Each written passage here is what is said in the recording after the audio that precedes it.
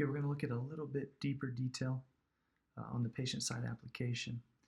We're on the patient profile screen, landing screen. We see account owner and any dependents of that adult. On the left, we see that's where we're at currently, profiles. Notifications screen. Within the notifications, appointments can be confirmed or changed. If they hit change, it's not going to automate the change. It's going to essentially direct them, particularly if they're on their phone when they're doing this, to call your office to make changes that they desire to make. And then they can see any upcoming appointments. Within the profile screen, if we click into any of these profiles, the patient can at any time make an update, change, addition to demographics, insurance, health history. So let's say they've started a new medication for a new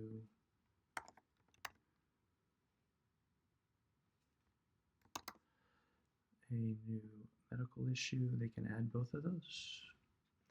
And then oftentimes, or one functionality that's often needed, if the patient wants to make any changes or updates to, let's say, their release of records information or privileges for your practice, they would go to this healthcare provider screen, come back there, click into your practice or whichever practice they want to make the change on. Within here, we see information about the practice, contact information, website, general information, legal information, and privileging. Within the legal, they can review or re-review the notice of privacy practices that they executed, any authorizations that they've previously executed, and same with the data releases. And within the data releases section, they can update this list. So in this case, the most recent release says that no one's authorized to have access to their information.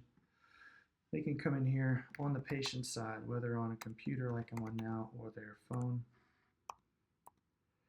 and add anybody that they want to have access to their information, certify that, sign it,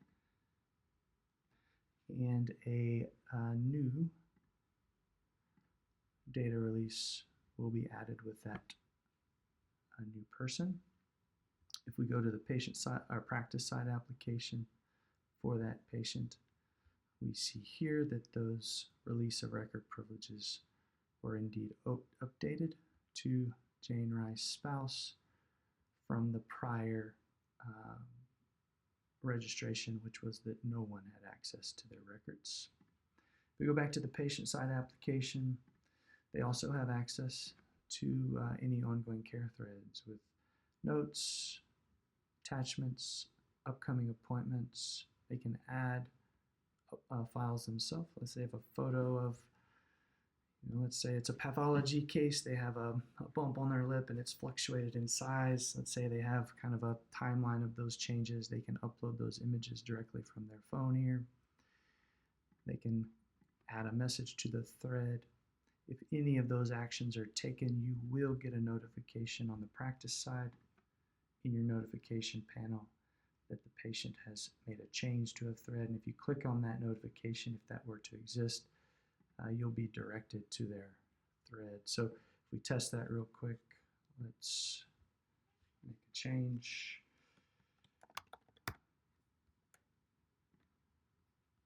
Let's go back to the practice side.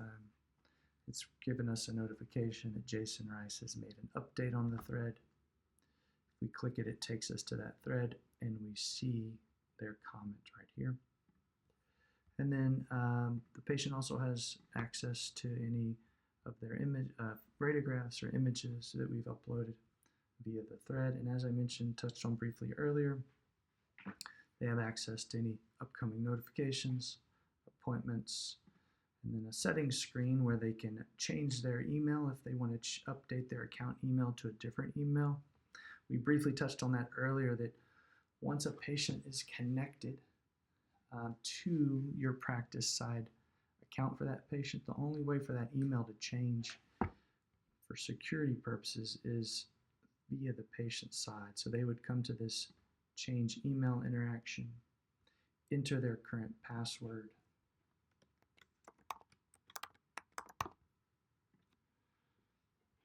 And after they've entered their password, they can enter and confirm the new email. Hit submit. They'll get a new email confirmation email to this new email. Once they confirm that email, they'll be able to log in to their patient, re-log into their patient account with that new email, and that email will be updated both on the patient side and the practice side. So that's some deeper, kind of a deeper dive into the patient side functionality, and everything that we just looked at for an adult is present within the dependent records as well on the patient side. One thing we didn't look at is patient can elect to add a provider. So let's say Hometown General Dentistry has said that they're sending, they recommend that the patient sees City Oral Surgery, but City Oral Surgery hasn't received that information yet. Patient wants to be proactive. They can elect to find that practice or a specific provider within that practice and send an invite to that practice without the practice ever having invited them yet. We're not in City Oral Surgery, but what City Oral Surgery will receive, what they will receive, is essentially this same notification on their side. In this case, it came, on our practice, it came from John V. City Oral Surgery would get a request from, I think that was Brett Rice, saying that that patient has requested to link to their practice. If they click on that notification, they can review the information that of the patient requesting link. If there's any potential existing patient matches, they can review those. In this case, they could just accept this link invitation if they want. If there was an existing match, instead of accepting here, what they would do is confirm. There'd be a button over here that allows them to accept and merge to avoid duplicating those patients.